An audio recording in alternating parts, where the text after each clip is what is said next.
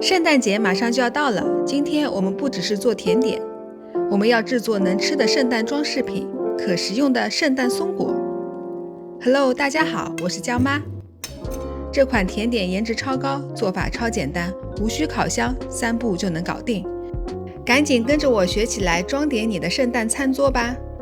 首先，我们准备一个大红薯，洗干净后用刨刀去皮。这里的红薯也可以换成板栗或者香芋。去完皮后的红薯再用刀切成小块，切小后的红薯一会儿更容易煮熟。红薯差不多切成这种大小就可以了，一会儿都放进微波炉里面热熟。为了防止红薯热干，需要再加入10克清水。随后把红薯放入微波炉里面，记得再盖一个盘子，也可以防止红薯水分流失。接着微波炉开高火，差不多热10分钟就可以了。中途也可以打开看一看。10分钟后，戴上防烫手套，从微波炉里面取出热好的红薯。热好的红薯用勺子一压，能碎掉就可以了。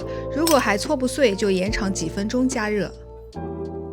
然后我们把热好的红薯用勺子或者压泥工具压成红薯泥。这个时候装红薯泥的碗还是有点烫手的，扶碗的手戴上防烫手套。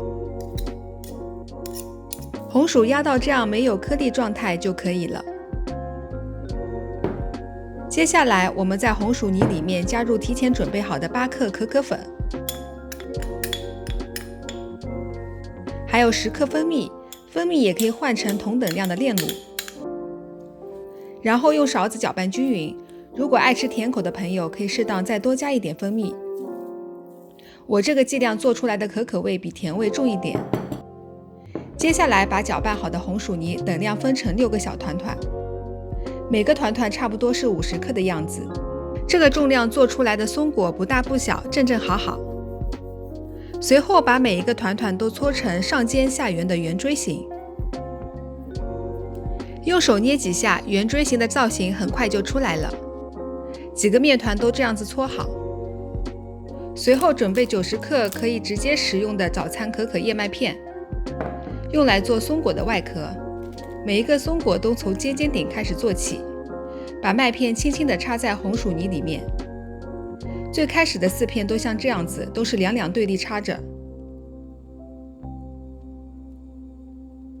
插好后的样子是这样的。随后就是在这4片的基础上一粒粒往下插，可以插得紧密一点。用微波炉蒸红薯泥的好处就在这一步体现出来了，不会有太多水蒸气在红薯泥里面。湿度正好，做的时候即使不戴手套也不会太粘手。在插麦片的过程中，用大拇指按住最顶部，其他手指拿住底部，这样可以方便旋转整个松果，也可以更好的插麦片。最后把麦片插到快接近红薯泥底部的时候就可以了。一个漂亮的以假乱真的松果就做好啦。我女儿看到成品的时候犹豫了很久，不确定是不是可以吃的。剩下的几个松果也像刚刚那样做好。做这个松果主要是要耐心一点，做法不难。我们再看看这个松果的底部，我是插到最下面了。如果你不是很有把握，也可以留一圈底部不插麦片，也没有太大的问题。接着我们来装饰一下，摆上几根纯装饰用的百里香，整个圣诞氛围就变得更明显了。再撒一点糖粉，看着就像下雪后采摘的小松果了。无论是颜值还是口感都特别好。如果你也喜欢我做的小点心，记得点赞加订阅我的频道哦。最后感谢大家收看，祝各位圣诞快乐，我们下期不见不散。